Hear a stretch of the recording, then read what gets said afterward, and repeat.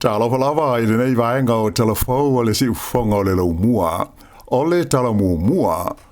Ua li potia mai le to tele o tangata mārutua o pensione. Ua whaalangolango I whaalapo tonga e maua fua mai aitao mafa po o food banks mo le tausinga masani o le soifuanga I le taimi nei. Ua manino mai lea whaale tonu I se li poti ua whaalawa I tele mai nei o lo ta'uai le whaatupula I e pēa o lao whainga o tangata mātua e whaalangolango I le supa ua lātou mana o mia se fesoasoani mo le tausinga masani e so uma. O le nei li poti sa ta pena ina e le whaalapo tonga e whaingoa ina o le Good Shepherd ma whesiringi ai nisi o tina ua siri atu I le onos fulima tausanga o le soifua.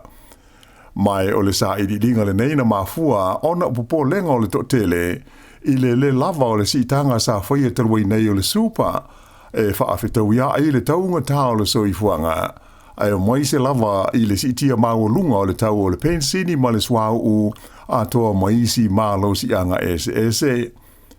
E pei ona silo fia o le supa le ana sitia le tolu tesi ma le tasi pasene I le tausanga na te nei ina ia tutusa ai ma le fua o le inflation.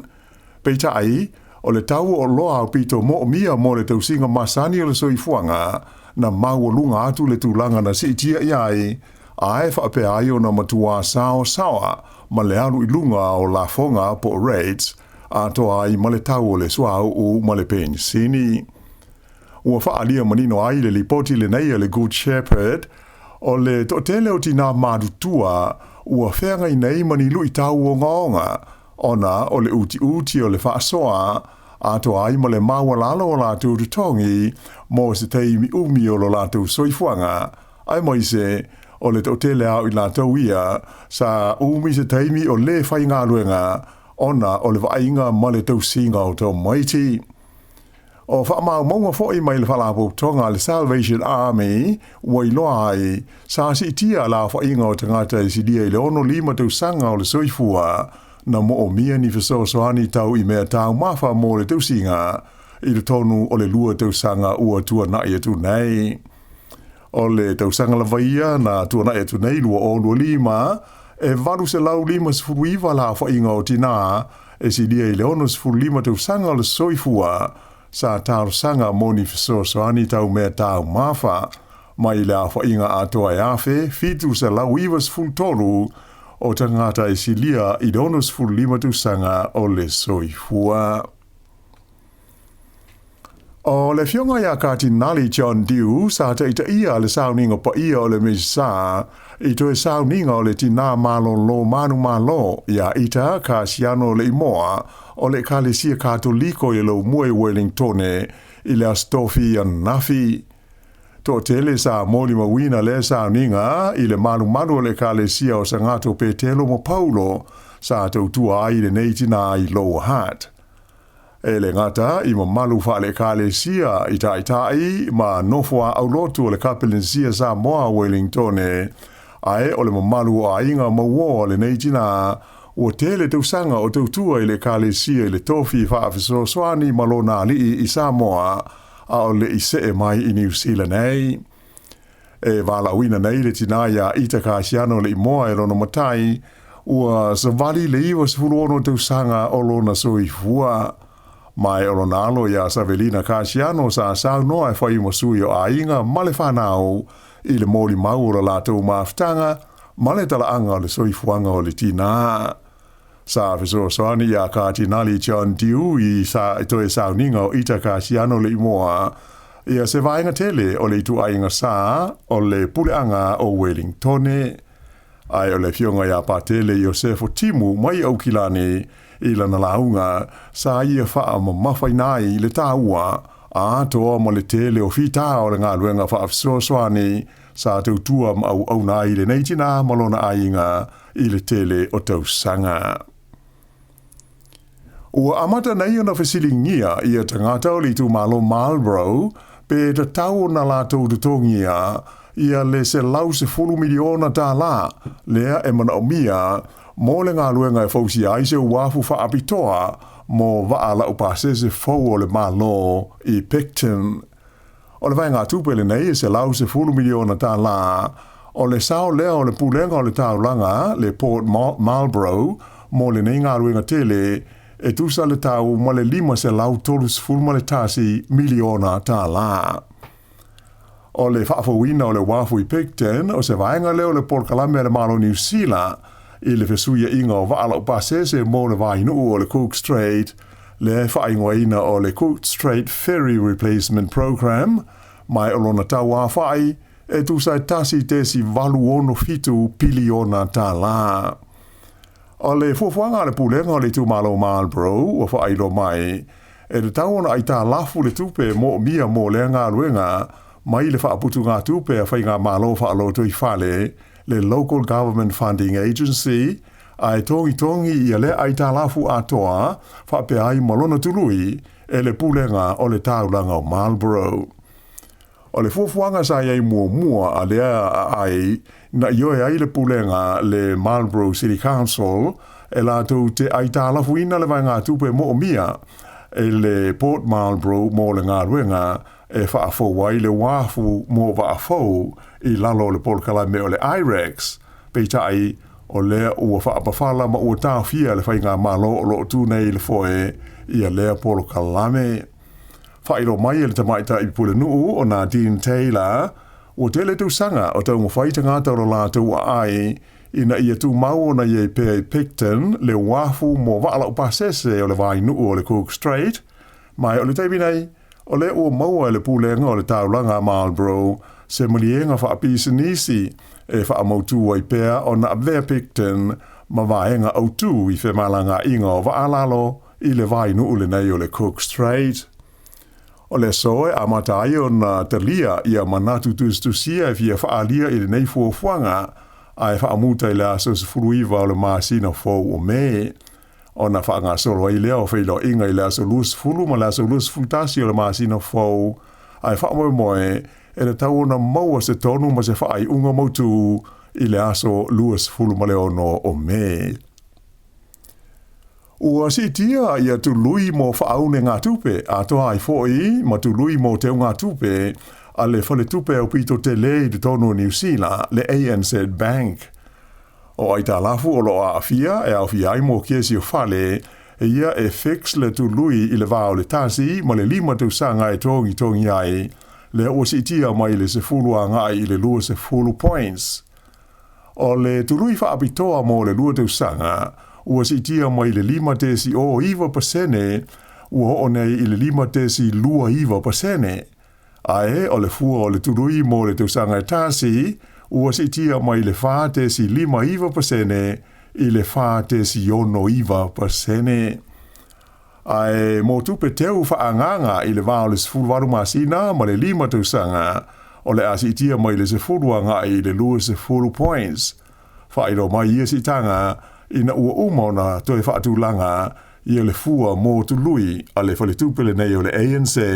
I le vai aso nei. E ta olua ta maiti ua mari liu ono se whaalawelawe na tupu I le waitafe le Tarawera River e le mamau mai le Boys Park I le nuo Kairau I le tumalo le Bay of Plenty. O ia ta maiti se fulu lua te usanga le matua o Lacey ai se fulu te usanga I le matua o le Tasi. Whailo mai leo e peo le whaalawelawe nei na whano aiso I fua nei whanau na lipotia mai pe tu so le afores fultasi le tae au le stofia na nafi ina ua solo ifo se vaenga o le au vai ma tau mi ai I la ua au ta ele le vai. Sa iai manisi ta maiti sa whangota ma ta aloai le tu vai I ma tu le waitawhe I le taimi na solo ifo ai le au vai ma tupu ai le nei whaalawelawe. Tau mawhai leo na mua iai e sa ili I la ua na leiloa I le mea na tanu mi ai e le iumi ai tau nuu atu iai ma le au whai ngā luenga lawe ai mai le vaenga o mu ma whaalawelawe whaafusei e ve soasoani I lea sa ilinga se ia o ina maua ai nei ta maiti ua mali liu. Whailo mai e le li taita I leo o Phil Gilbangs o se whaalawelawe whaanoa no tele ia lea whaalawelawe. O le vaenga tonu na tupu ai I le whaalawelawe nei, e masani na fia ta maiti e ta alo ma ta e ele ai. I le ai o Hamilton e to lua ni tala vau e ta i se fulu lima tau sanga i le mātutua ua mariliu ona o se whaalawe lave tau ta vale sa a fia i le amtanga o le vai aso nei. Lea whaalawe lave le sungo fua na a fia i se loli ma se ta vale le ititi e to o whātanga ta sa malanga ai. Whaamau nia mai e leo le marili wai o nei tala vau e to lua ai o lo tau fia pe le whala mai i a isi e to lua i se tu langa ti ngā ina. Teimi nei o lo whaawau pea suenga i le mafua anga o lea whaalawe lave. Na fia i se mū tele i le stofia nafi se tasi no whanga au tu e lua e whaama mai na i le suahau i le tonu o Australia. O le no whanga le nei e whaama mai le suahau e le nuu e ngo o Geelong mai o stasi leo no whanga au tu e lua o lo o whaanga ina le teimi nei mo ngā luenga e whaama mai le suahau mō mana o ngā tau le malusianga. O le awhia ai o ia no whanga i le mū o tūlai mai ai ni popolenga i le ono awhai nai o le supply masani o le suahau ma le penisini i le tonu o Ausitalia. E tusa ma le 50% o le penisini ma le suahau mo mia mo le state o Victoria ai se 50% mo isi vaenga uma o Australia e maua mai ai le no whanga le neina mua na nafi. O leisi no whanga e wha mai le suahau o Australia o lo oile ai o Brisbane.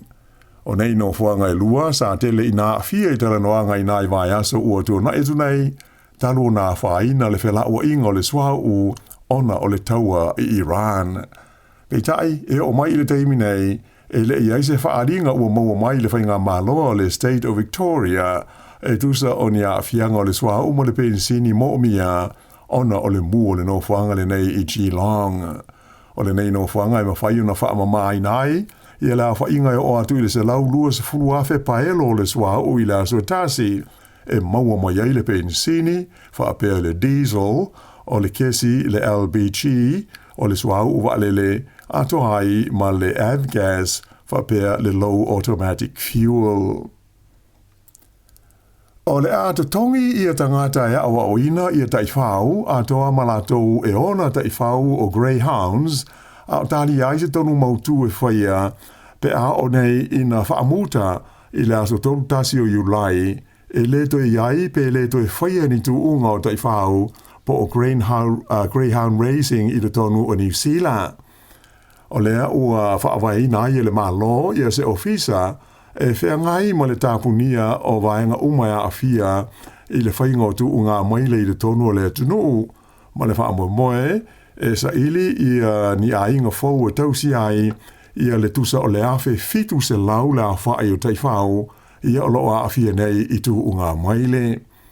O le vai aso nei lea sa whanga solo ai ni whilo inga le ofisa whaapitoa ma tangata e ona taifau ato hai ma tangata e awa o ina i o mea ola po o trainers mo le whaatala no ina o ia fuanga uma. Whailo ma iai e le whaaululunga o le ofisa le nei ua whea ngai ma lea ma ta aupu o Heather Simpson e whapea.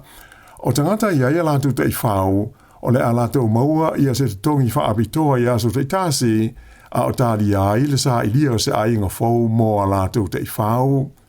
Na ia ta ua foi o lea te tongi whaapitoa e feso soani i le tausinga o ia mea ola a o whaamautu le mea awe iai pe a o nei ina leto iai ni tu unga mai le whaia. Ta ua le tamai te pule o lo tau whaamautu pe fia le tupe le tau na maua le tangata e ona ia te whau i la so tasi o se vai ngā tupe o le atu tongi e le ofisa fau e pe ona whaavai ina nei. Na ia ta ua o lo whaataua i ngā luenga le nei ofisa ia le mauti nolea e whaawau o na waia ma tausia le lei nei mea ola pe a o ina leto e whaonga ina ini tu unga. O lo o wala o ia mai le ono mana o mia o ni ofu whaatimu a toa ma whaamalu e mai mo ai le tele o tālonga te tele o lo whaatulanga mo le whaeungo le nei vai aso e mafua lea ona o timu a toa ai mamatangi ma losi e a awhiai e le ngate le motu i matu ai whaape nā fo i mo le motu i saute. Whailo mai e le ofisa le tau e iai se vaenga lau tele o winga whaale tonu o le tau o loo anga i maria mai i lunga e o New Zealand le teimi nei, mai whetau iale o ana i aukilani ma le taimi o le ta'alonga le Warriors ma le au o le Gold Coast Titans i le malai Mount Smart. E le a whaina ia tūlanga a wha le tono le tau, ia le ta'alonga nā nei le Blues ma le Highlanders i le malai o le Eden Park, ai o le ta'alonga le Kapi Super a le Chiefs ma le Hurricanes i le FMG Stadium i Hamilton e mautino lava e timu ia. E a mata i le sa na a fia se vaenga tele o New Zealand i winga wha le tono le tau e pei o na valo ia mai o lo whautua i nai i la tau o wha moe moe e a ngai e tāpua i le ta'alonga lau soka au Kilani le whaiai Mount Smart i la wauri le sa ina i a tāpena mō tūlanga susu o le tau. O valo ia mai element service le Palacio Timunga i le valo se lau luas fulu ma le se lau limas fulu milimita e a fiaia tu maunga o le Westland Ranges ai o isi vaenga ia o lo iai la puta inga e o atu i le se lau luas fulu milimita o le Swatimu e o noa fiai. I le motu i saute, ua wha mamadua i nei la puta inga moti munga mamafa e a fiai le Otago Headwaters ai o vaenga maurulunga o le tu malo Canterbury ua wha mamadua i la puta inga mō matangi malo losi. Ua whautua ina mai fo i le ofisa le tau e da tau o na whaai te tangata i vaenga o le tunu uia o iei nei le puta inga i le ono ta tawhe o vai mani lolonga e ono tutupu mai iai. Whai unga leo telefau.